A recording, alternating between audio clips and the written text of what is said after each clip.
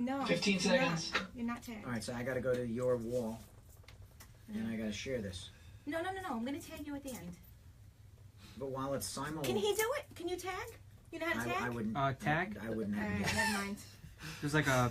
No tags, Luke. No Alright. tags. I'll take care of it after. You can share it. Is the tag button like this little person in the plus? Get the notification that she's live. What was that? Yeah, you Is probably just the tag button on the bottom No, left? don't worry about it. Are we live?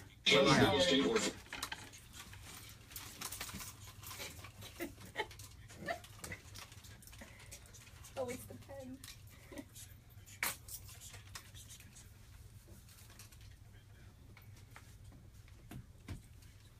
Alright. Have fun.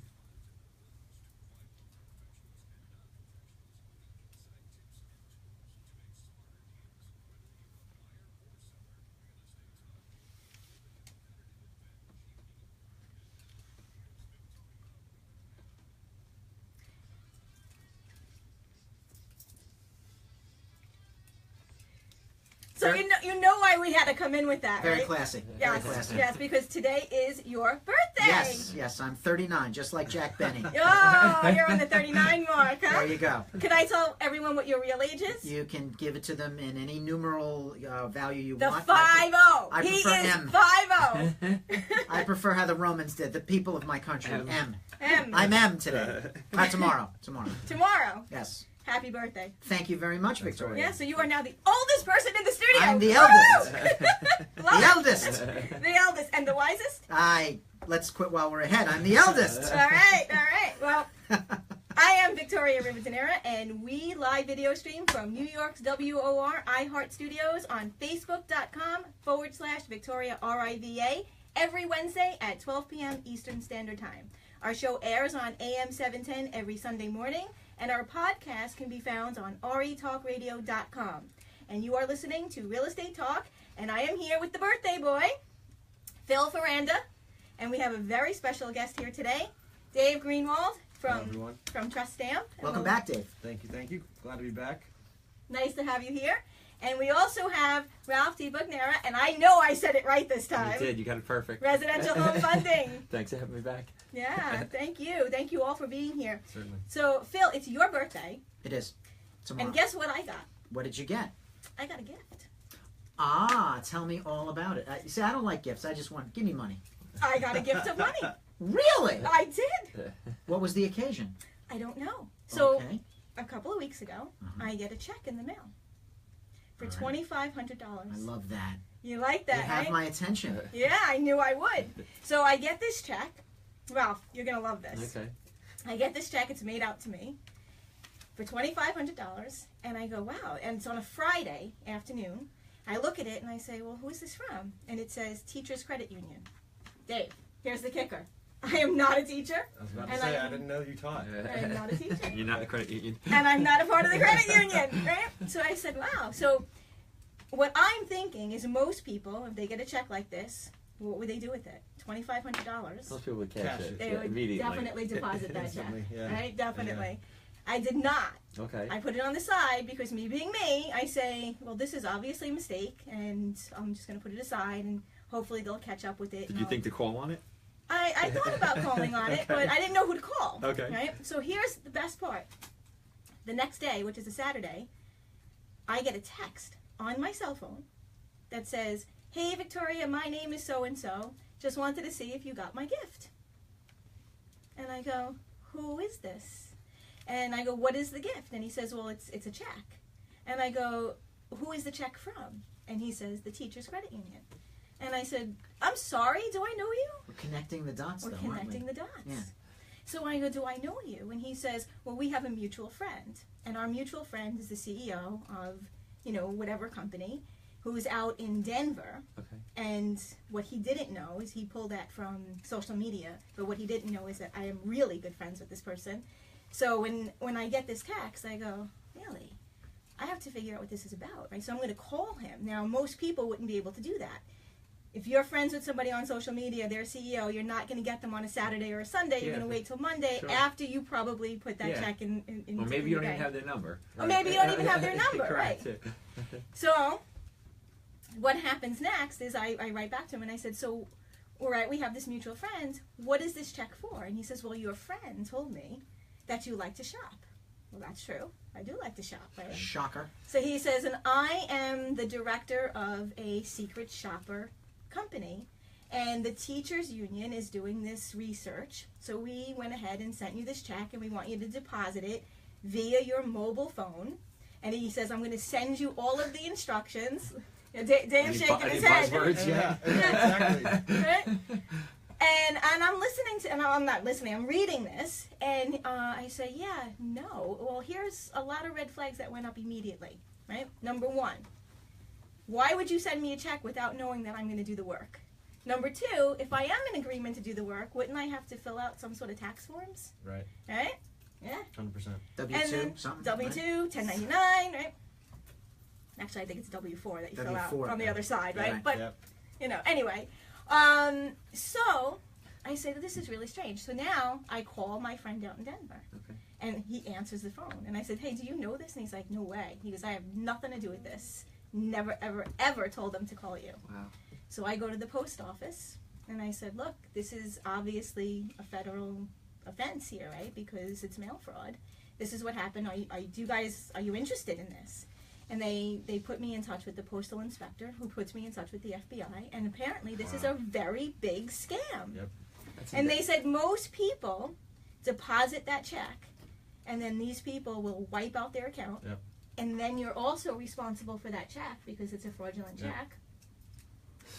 And by the time they figure it out, it's Monday, and it's already done. So because I didn't do it and I contacted the appropriate people, they were able to track this down. That's unbelievable. I've never. It's a new one that I've never heard of. You obviously have, Yeah. David. I've never heard of It that happens before. all the time on social media via your personal email, and what they do is they allow you to deposit what looks like a live check. Okay. It even fools the bank, and because it fools the bank, you're then on the hook for the funds themselves and the money that gets wired out of your account. So by way of depositing that check, they're able to obtain your banking credentials to then do a reverse wire out of the account once it's deposited. So the lesson is, if it sounds too good to be true, it probably is. Yeah, 100%. For Ask. Sure. Yeah. Or just don't cash checks where you don't know where they're coming from. Right.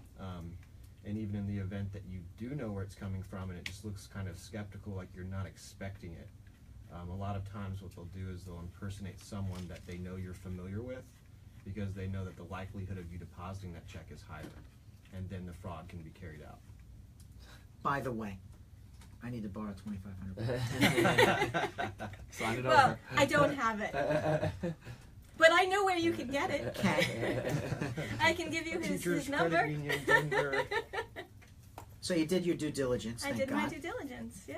And you avoided, a very uncomfortable, expensive, as my old boss would say, paying your tuition bill in life to the tune of $2,500.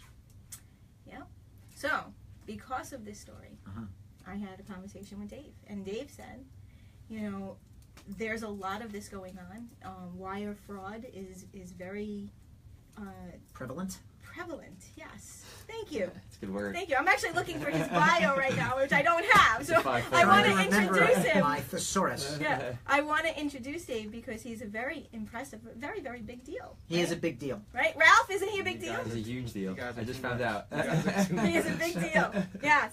So let's tell everyone what a big deal he is. So Dave Greenwald is a okay, I'm just gonna totally mess this up. He is a Fail serial fail forward. John Maxwell. Awesome. All right. Dave Greenwald is a serial entrepreneur who has spent his entire career. I can't even see this because I'm not even as old as you. So here, can you please read this? Okay, hold on, let me put on my reading glasses. Dave Greenwald is a serial entrepreneur who has spent his entire career bringing emerging technologies to market with a focus on cyber security, and authentication and fraud prevention, as somebody calls me as I'm trying to Right. read I do this. know this. He's currently the VP of business for Trust Stamp. And we know Trust Stamp because he was here Yep. before. And Trust Stamp Yep. is very involved with agent safety Uh-huh. and the National Association of Realtors. So biometrics, facial recognition software. cybersecurity is no small thing. It is one of the big emerging industries we've got. 100%. So this is the reason that we asked Dave to come in today. You know, I shared the story. He's telling me about wire fraud, and I asked him if he would fly up to New York and do the show again, and he has graciously accepted. Hey, you're trying to steal my thunder here. Just trying to help out here. Yeah. Just your story has given me 1,000 questions, so I can imagine how many questions other people have just from that. Because you seem to recognize what she was talking about, but I'd never heard of that scam before, and I've heard of a million scams, but not that one. There's a new one. Yeah, it's crazy. There's a new one every day, Ralph. A new scam every day. I would imagine an erudite mortgage professional such as yourself has seen his share of these sorts of scams. Sure. Yeah, I mean, and just now more than ever, you get 2 email scams a week asking for bank information or PayPal information or whatever it is, and it's just easier and easier if you're not looking for these phishing emails that you can get. That's exactly right. Get caught up in it. So I haven't seen too many where they're live checks at this point, though. That's something new. There's all kinds of fraud. It's unbelievable. There's somebody thinking up a new scheme every day. Yep. But I actually really want to turn this over to Dave because Sure. he flew all the way here to talk about this, and it is a prevalent And important. topic and very important topic. So please, Dave, tell us about what's going on with wire fraud. Yeah, so I mean, in general, these fraudsters are finding ways to compromise your means of communication, whether that be via text or email. And what they'll do is they'll send what seems like an email from someone that you're familiar with, or even if it's someone you're not, asking you to click on something. And once you click on that link, they compromise that device.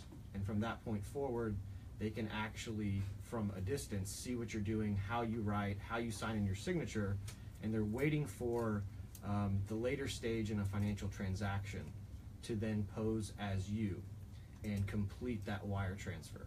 And so it's just them sitting there silently watching, which is super creepy in general. But they can tell like the vernacular you use and how you write, and they pose as you in the very end of that transaction to route the money in another direction. And once it's gone, it's gone. There's no insurance you can buy.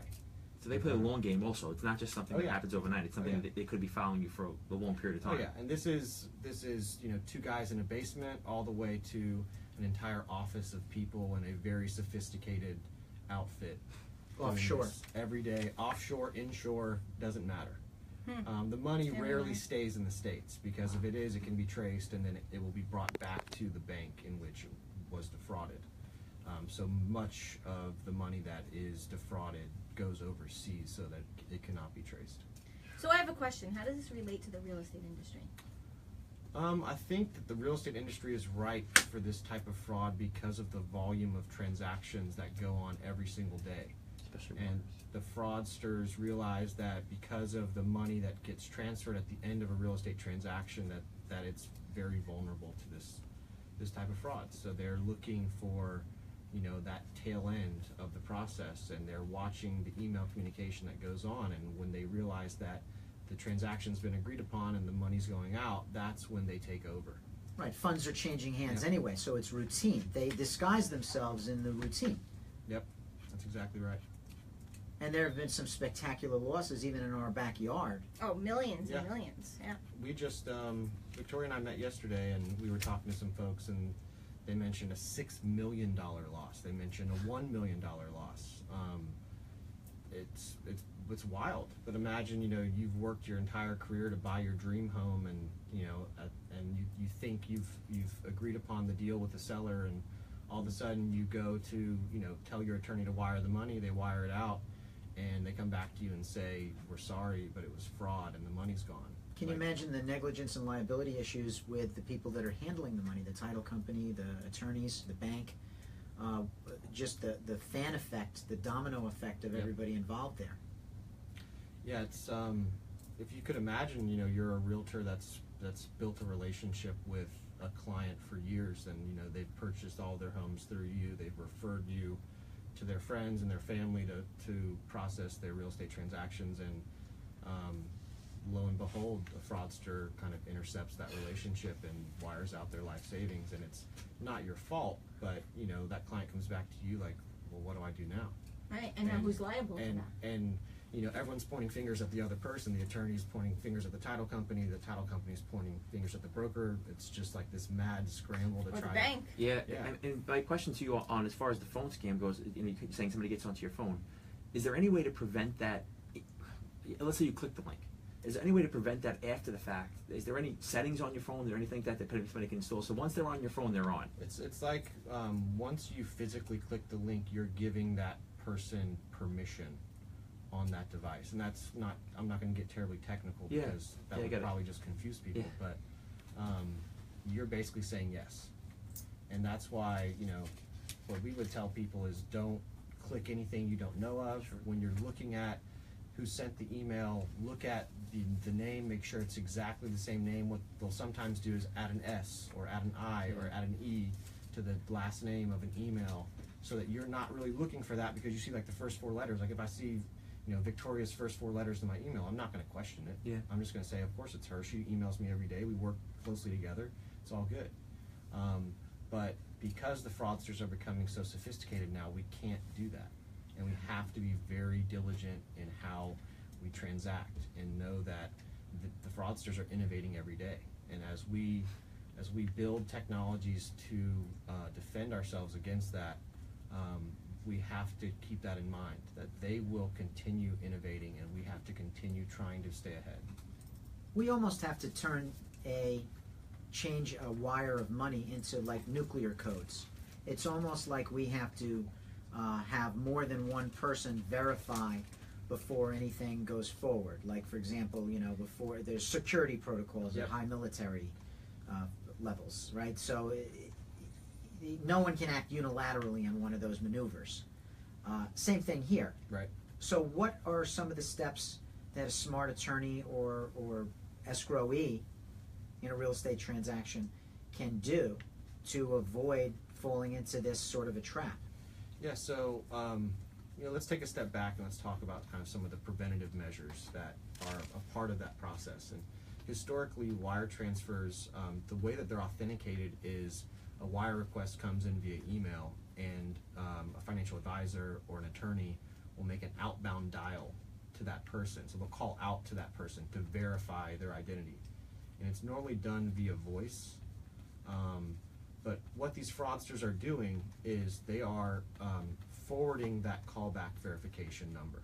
So they'll spoof the end user's number, which means that they create a mask of that phone number that looks on the caller ID like it's the same number. Which is easier and easier these days. Telemarketers use that technique pretty much. Exactly right. Yes. They'll call you with the same area code and the first 3 digits of your number, and it feels more familiar to you, so Okay. you You answer. think it's someone local calling Exactly you, right. someone you know. So the fraudsters will have that call forwarded to their line, which still looks like the right number, and they will have used voice recognition technology to replicate your voice.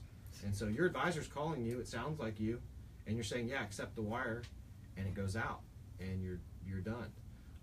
So if you make a phone call, you're still not yeah, even if you in make the clear. even if you make that outbound dial, and that's the historical model of authenticating wires, it still doesn't work, or it can be compromised. I'm not saying it doesn't work every time, but you're still open to risk. And I think that there are things you can do and look for certain behaviors, like if you're about to send a wire transfer from an attorney to the client or vice versa, your client says, I'm about to call you right now, pick up the phone at 12:07, be very, very specific with the instruction.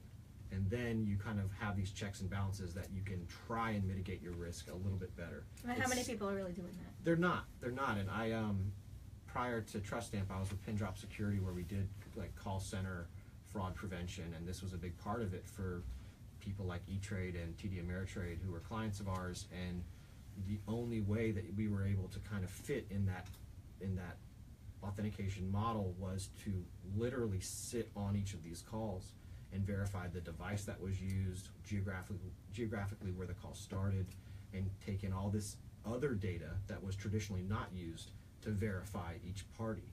But you're talking about a multi-million-dollar investment that then creates this security blanket over that transaction, and a lot of people still aren't using that. Just a question as far as when the wires, you're saying once the wire is out of your account, it's gone. The accounts that it's going to, how the fraudsters taking the money out of these accounts, or where the accounts just offshore? So it's just yeah. so You're talking everything's about, offshore. Everything's out of the country. You're talking about West Africa, Eastern Europe, Southeast Asia. Got it. These are traditionally unbanked countries. So there's no government regulation that's coming in and monitoring where the money's coming in from. Quite frankly, the countries are just happy to have the money.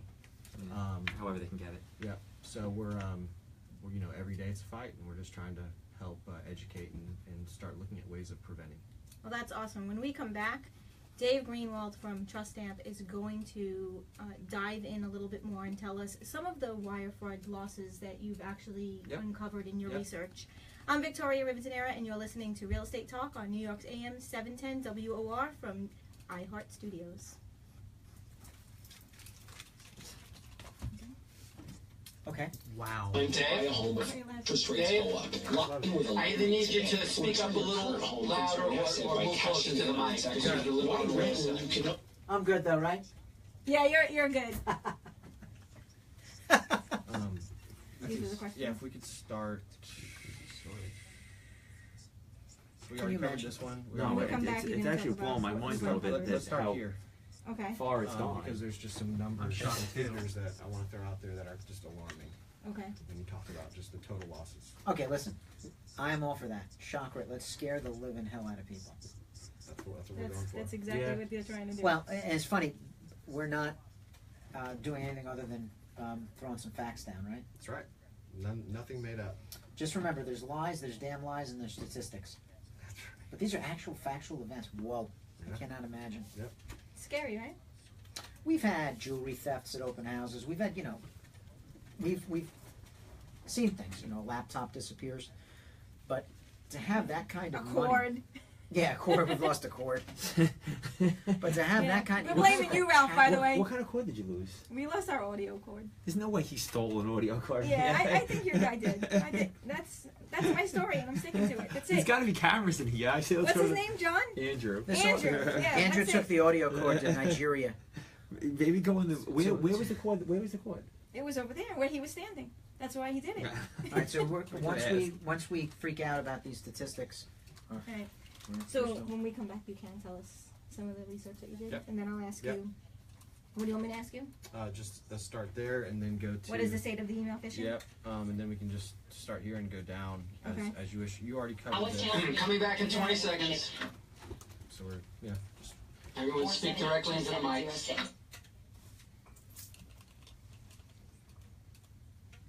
Oh, I'm glad this is the right side. Oh, I didn't even know. Yeah. Very important. Yeah. Details matter when you're 50.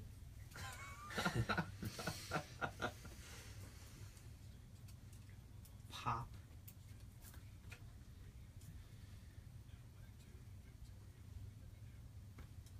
And we're back. You're listening to Real Estate Talk. If you're just tuning in now, you can hear the entire show by going to our podcast found on retalkradio.com. We are here in the studio with Dave Greenwald, and just as we went to break, I said Dave was going to share with us some of the research that you have uncovered. Yep. Tell us some stories. Yes. So email and wire fraud losses exceed $50 billion every single year. Domestically? No, globally. Globally. And kind of to Victoria's point earlier, real estate as an industry is losing millions every single day because of the volume of transactions. And so through our work with NAR and working with the real estate industry at large, we've seen a number of significant losses from various sides of real estate. The Chicago Tribune recently published an article where there were 4 different wire frauds with transactions exceeding $2.5 million. We spoke with a broker at mid-year that had a $100,000 loss. As I mentioned earlier, we had a meeting yesterday with a $6 million loss, a $1 million loss, and it just happens every day. Mm-hmm. So we, as I mentioned earlier, we all have to become better at creating processes that are proactive in identifying these people and these attempts. And until we do that, these wire frauds are going to continue to happen. And there's no insurance against this. There's no actuarial data for industry to, scope out what possible loss mitigation could be. There's no on the horizon type of insurance against this. Not at all. And I think like what people don't realize is when you click that link that you think is from your business partner, your friend, or your colleague, you're giving permission. You're allowing these people permission into whatever device you communicate on. And so we have to stop doing that. We have to question everything.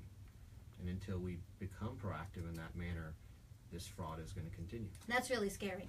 You're not doing this. I know you're not doing this. You're not I'm looking not at every committing single wire email. fraud or- No, well, I know you're not committing wire fraud. I'm not committing. Well, look. But are you taking precautions? No, you're not. You get an email. Well, in the state of New York, where in our market, we do not handle funds on behalf of the client. Yeah, the attorneys. Mm-hmm. The attorneys and the title companies Right. are the ones that are the, as we call them, the escrowees. However, could this happen to one of our files, and could we, as a participant in the transaction, be Be pulled used as a into that. gateway into it Absolutely. by someone who is a criminal? Absolutely, and it happened in our market very recently. It was a substantial loss, and look, to me, substantial loss is maybe different from somebody who was $6 million to Sure. lose, but it was a six-figure loss, and wow, just it boggles the mind. It truly does. But yeah, even if I were paranoid, I've got 75 agents out there involved in transactions. The permutations of all of their clients, right? Yep. All of the clients' friends, all of the clients' attorneys, all of the clients' bankers, all of the clients' everything, right? Because there's 8 to 10 people sitting at a closing table at any Right. one time in a New York closing. Yep. So that's a lot of gateways. Oh, absolutely. So I have another question for you, because this is very intriguing. Sure. You know, so we're talking about email phishing, and we're talking about fraud. How is this really being carried out? Sure. So, kind of as I mentioned earlier, they're doing this reconnaissance throughout either the transaction itself or just your general day-to-day email communication.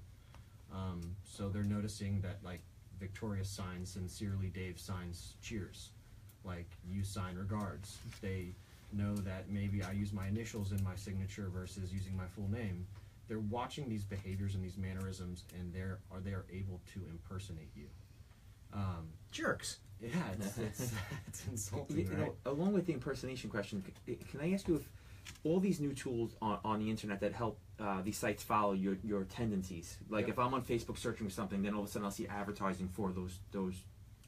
Are they helping scammers in this kind of situation, or I don't know that advertising and You mean the cookies redirect kind of just thing? it's the following tools?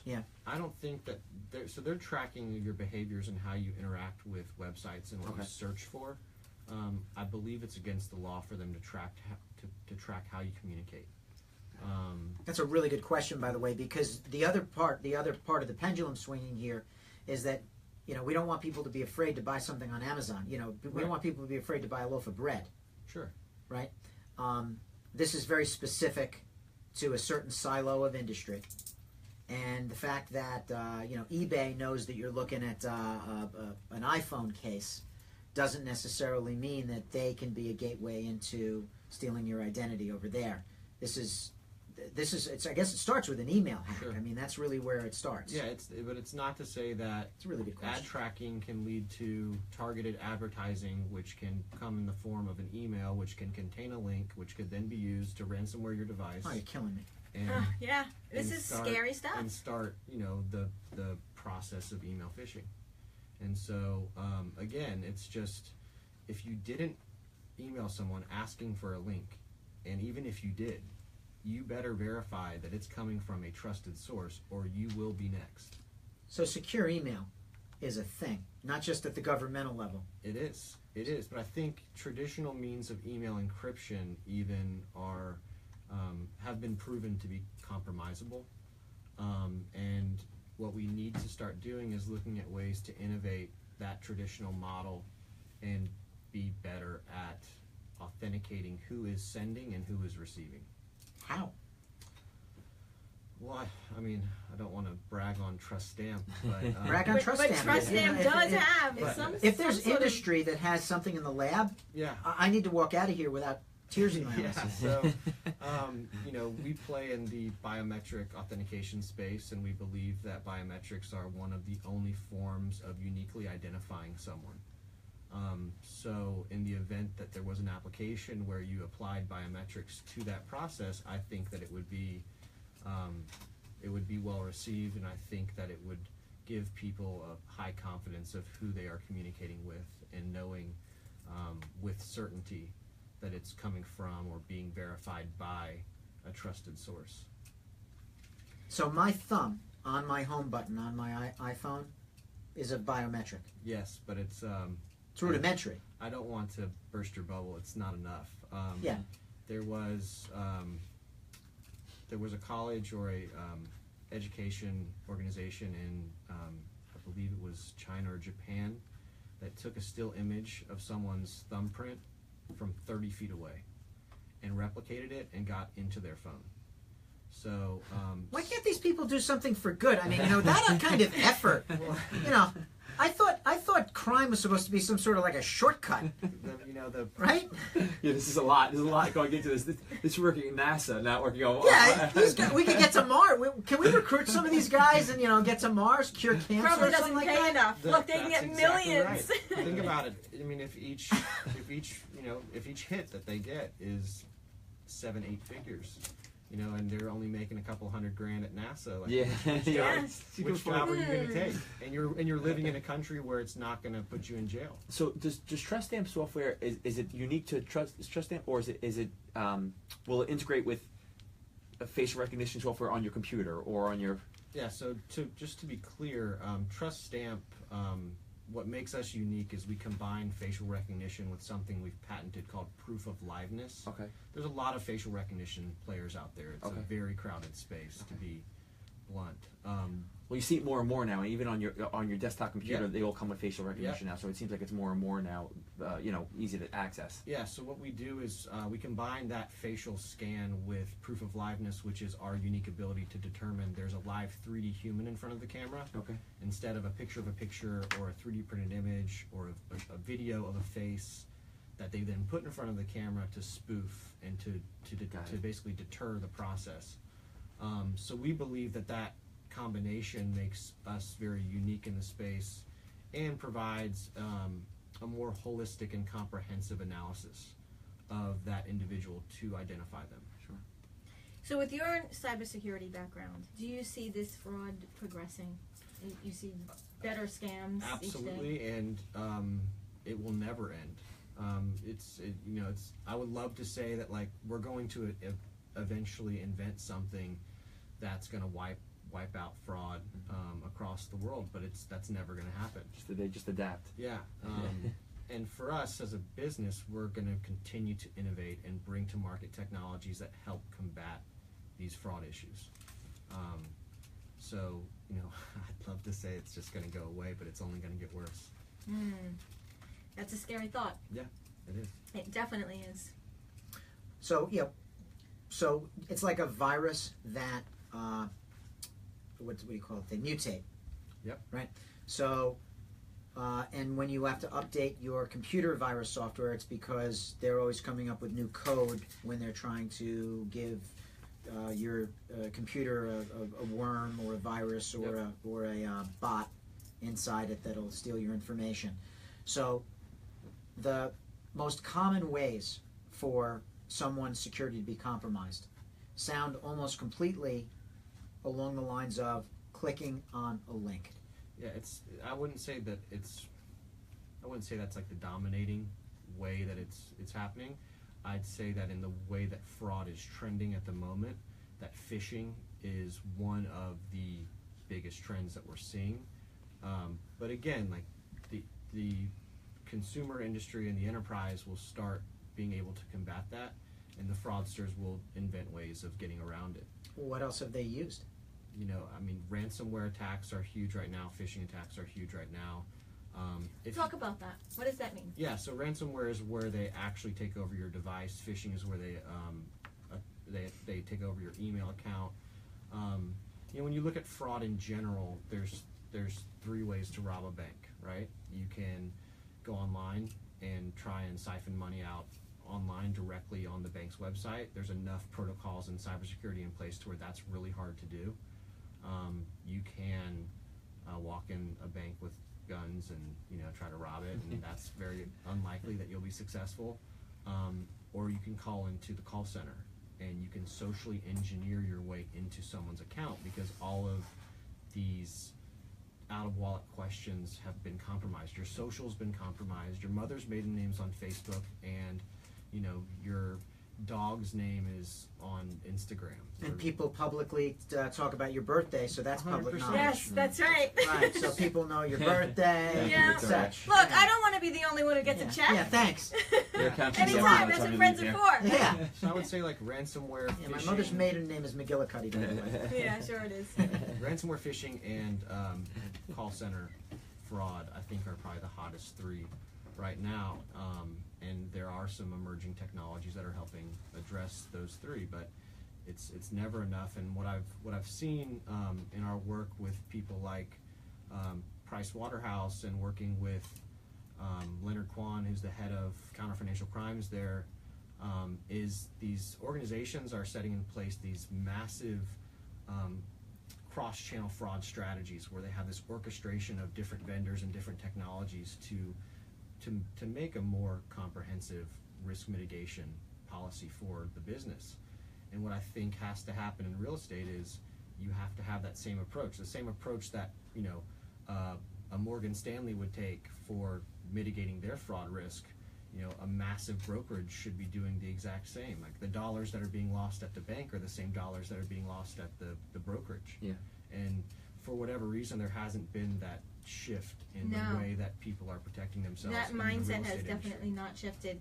So, and that's kind of my question right now. So, what do people do to prevent, especially the 3 that you just mentioned? So you have people like Trust Stamp.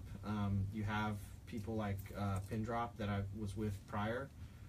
You have a ton of endpoint security companies like Masergy that kind of secure the endpoints of your internet operation across a business.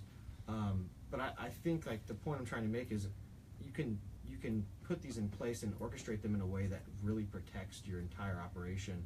If you just get one, you're not safe. Like it's not the same as buying a single life insurance policy. It's buying like fully comprehensive coverage for everything you do and every risk exposure point in your business.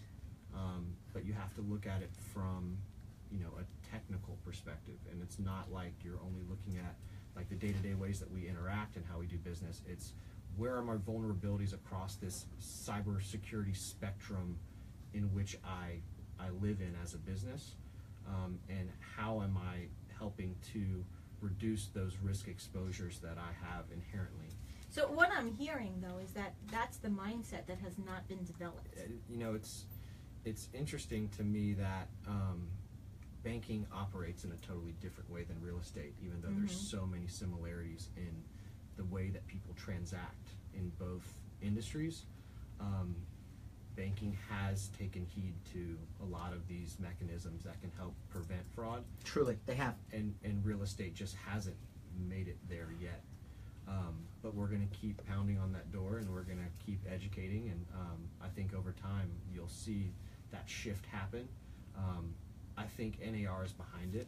I think they're pushing. NAR being the National Association of Realtors. And they're, we were fortunate that they, invested in us, and now Invested in Trust Stamp. Yep, and now have them behind us, and we're going to keep pushing forward. This explains one thing why, in many cases, when we are dealing with a lender on a sensitive matter, for example, a short sale or doing something on behalf of a client, that the bank will insist that we fax them something, which is so 80s, so vexing. Who has a fax machine? And Yeah, you say, exactly. are you kidding me? Why can't I just email it to you? And they don't explain fully why. They just say, no, you have to fax it. But that is probably the most plausible reason why I would want to fax them something instead of emailing them something. So I'm not as familiar with fax fraud. Because it doesn't exist. Actually, I will challenge that. I've never researched it ever. I would guarantee it's happened. I'm sure it's, Someone I'm sure sends there's a fax claiming to be you. It goes to the right person. They then send one back with your wire instructions, and the wire goes out. I'm sure there's been Scout Cookie fraud. Yeah. But I'm simply saying that I think most of the resources sound like they are more on a geeky level than the facts. All right, I have to stop you there because when we come back, we're going to dive a little bit more into this because there's so much more to learn and so many other things that I know you can share with us in protecting our emails and our money, you know, and everything else that goes with it. I'm Victoria Rivadeneira. You are listening to Real Estate Talk on New York's AM 710 WOR from iHeart Studios. Jesus! Don't lose it. I mean, just... You are not on the phone. Just 2 seconds. They called me 4 times in a row. I have to do another step. He is on the phone. Always break, do right? business. Yeah. Come on, let it be. That's not a personal. Always do business. ADB. Always do business. Hey, I'm just I'm on break. I'm on a radio show. What's going on? You don't have an issue with that, right? Coffees for closers? You don't like that scene? I mean, I give you the right name. It's Joe Vignola's and Valerie's. What if the So you government? obviously didn't read my book because I What if go the into a government whole has thing like the about power to do all this how stuff? that is not. You mean prevent it or carry out the fraud? You know what? Just I had the no ability meeting to on do it. it. if I don't if They, you I mean, can't they fund absolutely it, have I'll the read ability your to do it because they have the Thank authority you. to actually It is. see It's on all these everything. communications that are being I'll read compromised. it and I will review it. Because if What are just we random talking people can do it, about? I'm pretty sure the government would be able to do it. Does Ralph have any like real life stories of fraud? And Yeah, we got to bring you in here. I mean, the only thing I've seen is fraudulent title companies or attorneys taking wires, but we've I mean, now we've vet You the know, it's so companies. funny because yesterday we were at the title company and you know what they said? What? This isn't our problem. It's all the banks, right? I mean, we've had that happen, but now everybody has to be vetted with us before we have to vet their actual bank accounts, and they can't close with us. Okay, Yeah. but how are you doing that? Because Yeah. what he's saying is that that's not enough. let's walk through that process. Yeah, okay. And let's talk about any other forms of mortgage fraud or Okay. things that you guys are seeing. Sure. Yeah, while you guys do that, I'll just squeal. I I'll just be like, oh my God. Oh my God. mean, I was just about to say it's funny with the facts because I was like, nothing surprises you at this point, I'm sure. Yeah, we've seen everything. This is a million different scams. Yeah. Whoa. Yeah, it's a little bit scary. You know what's crazy? I get emails constantly, whether it's from PayPal or Chase, whatever it happens. Yeah, I would say just like talk about that, like make it personal. Yeah, Talk closer about to the the business. Talk about personal. Because I So can they hear can't you. hear I can all hear the you. And How close you are. Yeah. Got it. Okay. It's amazing how sensitive they are.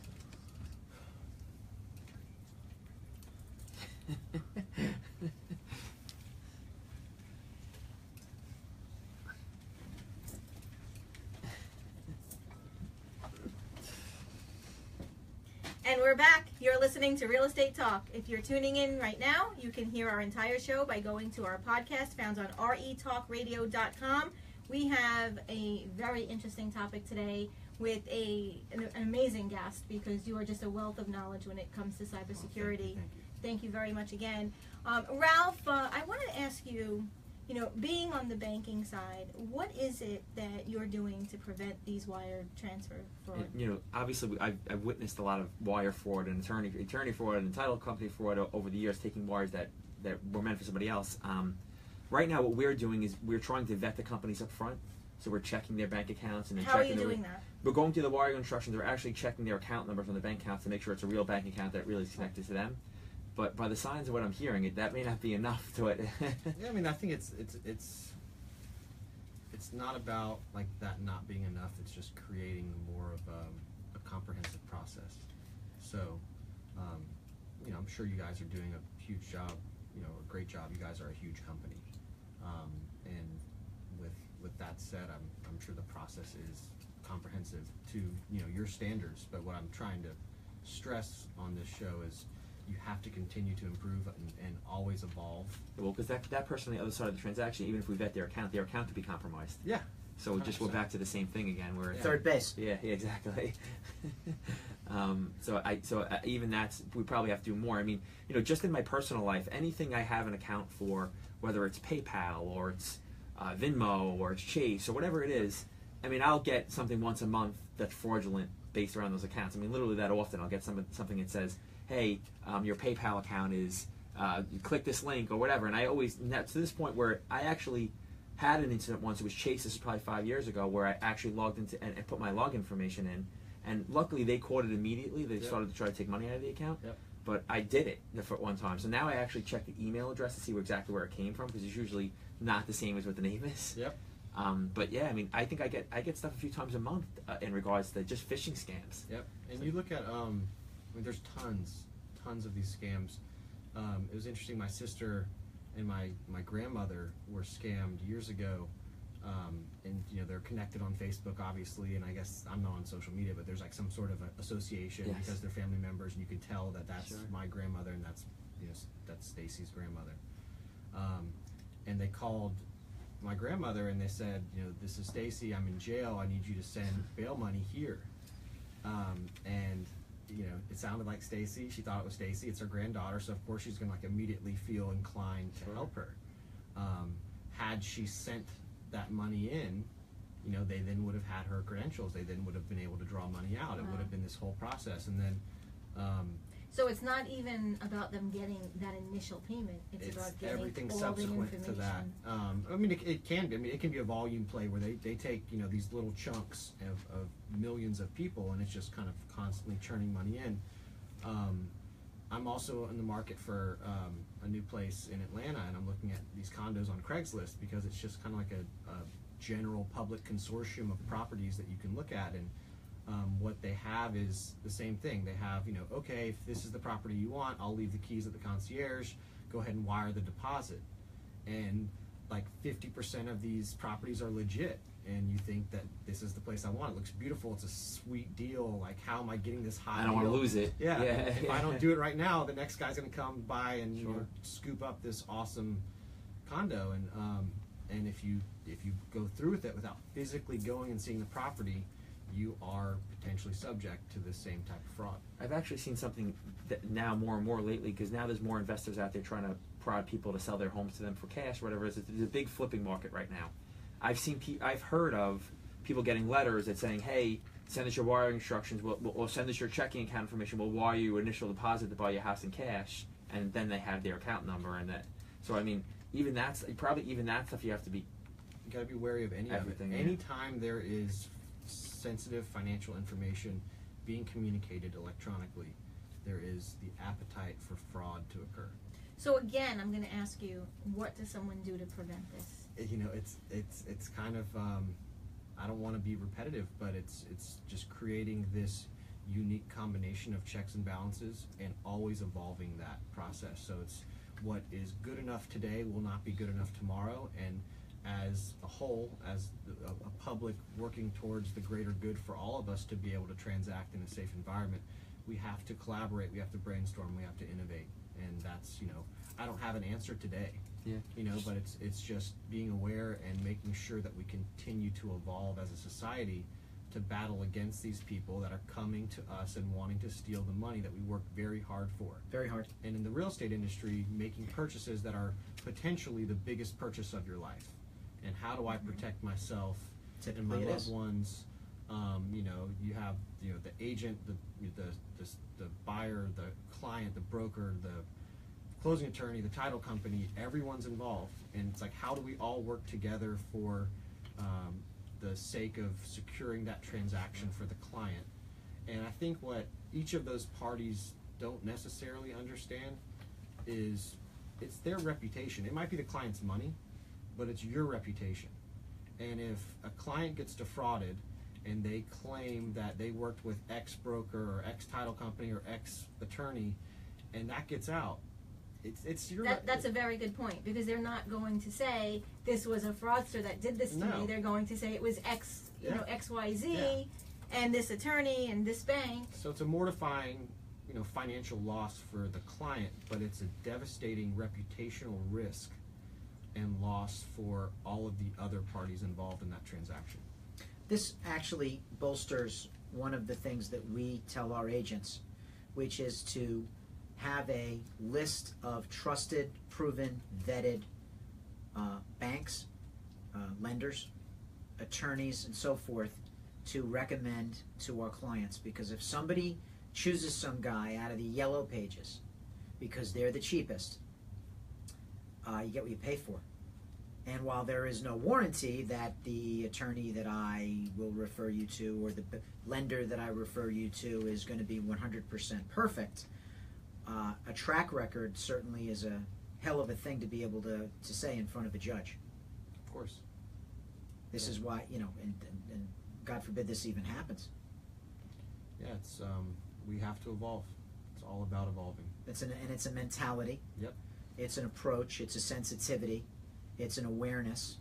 It's very similar to, you know, a few weeks ago we talked about realtor safety, and you look at being proactive or reactive, and you know, which way am I going to live? And we can all sit here and think this isn't going to happen to me. I have such a close relationship with my agent. You know, my title company is the best. My closing attorney is the best. They know what to do. And you just don't realize that everyone is vulnerable. It doesn't matter how successful they are. It doesn't matter that their track record is 100%.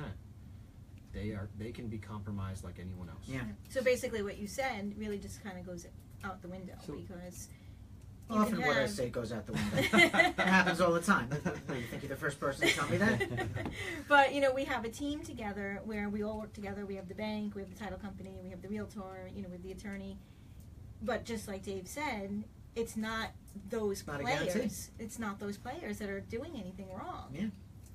I mean, so my question to you is, as far as this goes, do you see companies, bigger banks, requiring people to get facial recognition software and saying, to deal with us, if you want to operate and do anything with us, then you need to have this recognition software so we can wire money back and forth? Yeah, I think we're going to see a shift soon. And interestingly enough, we've actually collaborated with the National Association of Estate Agents in the UK, and they've set in place some KYC, so know your client, and anti-money laundering regulation that started about 2 weeks ago and will actually take effect legally about mid-June next year. And so what this is requiring is that an agent can either meet a buyer in person to verify their identity and do the checks and balances in person. Okay. As we all know, we're busy, and doing that is a little time consuming and sometimes tough. And so what we've done is we've embedded our technology in that process, and they can actually use that now to meet that regulation and verify that person's identity via facial recognition. And if they don't do it, and it is and they are caught, they are subject to 6 months in jail and a £5 million fine. So what we're going to see is a mirrored regulation coming to the states. And so what I am anticipating is the title companies of the U.S. are going to be regulated in some way in regards to verifying those identities as well. Which should change the business a little bit, because most of them are using notaries or something Right. like that, mobile notaries to Yep. sign documents, and that may change if, Yeah. if something like that comes. So it could be some changes coming to the industry. Yeah, I think it will, and I think, like we were mentioning earlier, there's a number of banks that are kind of on the forefront of using biometrics. One of our initial clients was an S&P 500 bank with 40 million customers processing 2 billion transactions a year. One of the biggest retail banks in the U.S. and they wanted to be a thought leader. They wanted to move towards a better way of authenticating and preventing synthetic identity fraud. And so we're going to see a shift, but I think what would be awesome is if our government said, okay, we're going to actually regulate that this has to happen because we understand the effectiveness of using biometrics to authenticate someone's identity and to prevent fraud. And if that happens, all of these regulated industries, banking, healthcare, insurance, government, would have to use a form of biometrics. And you have things like, fingerprint and retina can be replicated, so they have to move towards something different. And that's why we feel like between 3D facial biometrics and proof of liveness and detecting that live 3D human puts any industry in a very confident position in how they identify and preventing these types of fraud. Well, if I know anything about criminals. It's that they'll always go after the low-hanging fruit. So whatever layer of security you can add, you will deflect their attention to someone who is taking fewer measures to ensure that security is in place. So that alone is a measure of comfort. Victoria's going to tell me why I'm full of it in a second now, but just my Cro-Magnon half-century-old thoughts on it. Everything you're saying to me seems like we've made technology so easy to complete these transactions now, and it's also made it easier for people who commit fraud to steal the money. Yeah, and I think the way that I think this can really take off is if you create technologies that are that have low levels of friction and either enhance or are equal to the existing customer experience. So for us, at Trust Stamp, it's as easy as taking a selfie. You literally take a selfie on your phone, or you walk up to a camera and it takes a picture of you. You show them your ID, you scan that, and you're in. You cross-reference the ID with the live picture, and we know it's you, and it's a unique way of doing so. And so that's not the only option, but it's an easy option. Yeah. And so just as things are seemingly easy for these fraudsters, if we make it easy for the consumer, then applying these technologies. That's the key right there, making it easier for the consumer. Yeah. Okay. So I know you mentioned Trust Stamp and the technology that you guys are pushing forward. I mean, do you see this being applied to help solve some of these issues? Yeah. So one thing that we're very proud of is how we do research and we listen. And through working with a number of banks, through working with Price Waterhouse, and through working with NAR, we keep hearing this reoccurring theme of business email compromise. And this is phishing. This is email fraud. So what we're doing as an innovation company is we're looking at ways in which we can apply facial biometrics and recognition and liveness detection to email in order to protect consumers. And so what you can expect from Trust Stamp is a constant innovation and bringing to market technologies that help relieve some of the stress and angst. That's and concern. awesome. How do we reach you? You can reach me at dgreenwald@truststamp.net, and you can see all that we're doing at truststamp.us. Thank you so much for being with us, David. We very much appreciate all this information. I'm Victoria Rivadeneira, and Real Estate Talk is heard every Sunday at 5 a.m. on New York's AM 710 WOR. It is also live streamed on 710WOR.com. You can also listen at your convenience by going to our podcast at retalkradio.com, where you can find information on our topics, hosts, blogs, and other real estate resources. Remember to like us on Facebook at Real Estate Talk. Until next time, I'm Victoria Rivadeneira, and thank you so much for listening to Real Estate Talk, and happy birthday, Phil. Thank you very much. That's interesting stuff, man. It really is. Okay?